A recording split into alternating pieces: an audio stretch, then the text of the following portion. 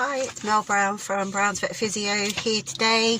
I'm out on the road today and I thought it's another dreary, wet, miserable day here in the UK. So I thought I would just do a little video with some pictures and other videos from some trot ups at high competition level. And the reason I want to kind of discuss these is because when we're going to assess a top line and assess muscle imbalance, gait asymmetries, muscle asymmetries, any kind of gait deviations, irregularities, muscle balance and top line I think are key because they can give me as a physio quite a lot of information. And I think that a key way to prevent injuries in horses is to have good muscle balance, good core strength, and be able to kind of read conformation and movement really efficiently. And you know, I wanted to kind of give a few tips about how to do that. Just checking, seeing there's no one watching me. Obviously, no horse has perfect build or conformation, just like us. You know, they've got asymmetries. There's going to be issues along the way. No, you know, none of us can avoid an injury at some point. But the more asymmetrical or underdeveloped the horse's body is, the greater the potential for a horse to have an injury. So, like I say, I've witnessed horses at high level competitions with lots of deviations, muscle imbalances, asymmetries, and you know, I'm pretty sure that they will quite often succumb to like recurring injuries.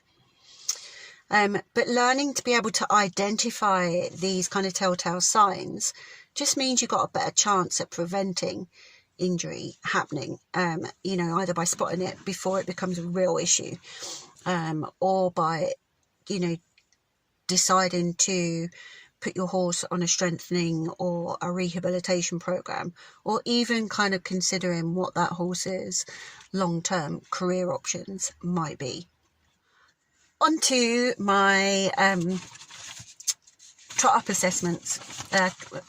Watching the trot ups at like a high level competition and seeing little snapshots. Yes, don't get me wrong, you know, then they're in isolation, the pictures are taken at a certain point in motion, but that does not distract from the fact that the muscle is not there. I don't care how you like to kind of phrase it around, but you know, if the muscle's not there, it's just not there.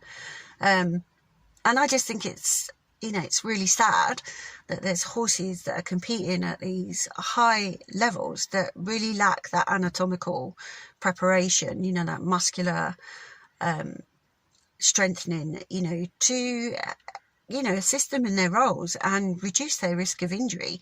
You know, these are high level competing horses. And some of the contributing factors I've already mentioned, some of the contributing factors to like underdeveloped musculature can, the main one is ill-fit and tack. Then, you know, we've got training, bad training, and, you know, inadequate kind of strength and development building. So again, down to your training. So I've got a couple of pictures here for you. First picture, you can see here the horse doesn't have a developed top line. And if you look closely above that red line that's there, you can almost see the shelf of the ribs. So if you followed your horse's rib cage up from the bottom, from the underside of their rib cage, and follow it up and over, you'll be able to feel that shelf of the rib cage. And then above there is where we want to see our longissimus dorsi muscle, which is our long back muscle, which is what the saddle sits on. And if you haven't got any kind of muscle development there, that saddle is not, it's just sitting on bony structures. You know, there's no protection there. And you can see like where the trapezius muscle should be over the wither, you've got real underdeveloped muscle there. Sorry, someone just walked by me. And you get that kind of real shark fin wither. That's not normal. Yes, conformation wise, we do see horses, obviously particularly thoroughbreds, do have that shark fin, but that doesn't mean that they can't have muscle there. They do. There should be muscle covering that area. And you can see that with that like yellow line. It's a really defined shark fin. You've also got there some blue lines which indicate the scapula, so the shoulder blade, and again, not really a lot of muscle coverage over that, and you know, that's maybe not as essential as your back muscle and your trapezius, but still, it's still really visible. Second and third photo, so the top photo, both of these, you can see that there's just no developed top line muscle there, and I just think it's really disappointing. And like I say, this can lead, these weak muscles can lead to change in biomechanics, and then obviously more prone to injury. And to be honest, if you haven't got a strong area there for a saddle support, how do you expect a saddle and a rider to be on there? You know, it just doesn't make any sense to me. And sadly, like I say, I just think it indicates that horses in competitive situations maybe lack the, I'm not going to say training, but you know, they just don't have that musculature development which is really necessary.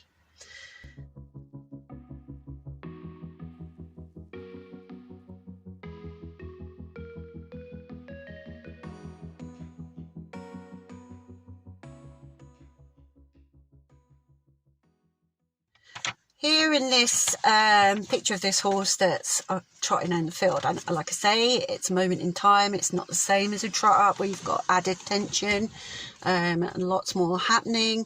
But here we can see that this horse has a better top line, but it's still got a little, it's got weak neck musculature where that arrow is pointing down. And to me, that always indicates, if you have that little dip in front of the wither there, it's like a bit of a clue that there's maybe weak core strength because the core's not lifting up through those shoulders. Okay, but he does have more muscle along his back and along, you know, just along his back generally.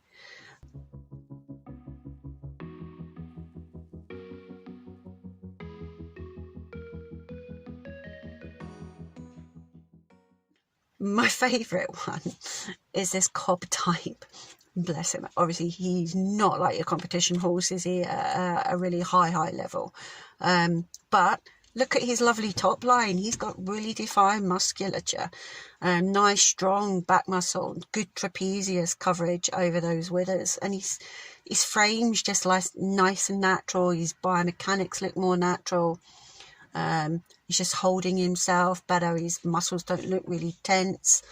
But, you know, like I say, this is obviously not a picture that's been taken at a high-level competition trot up.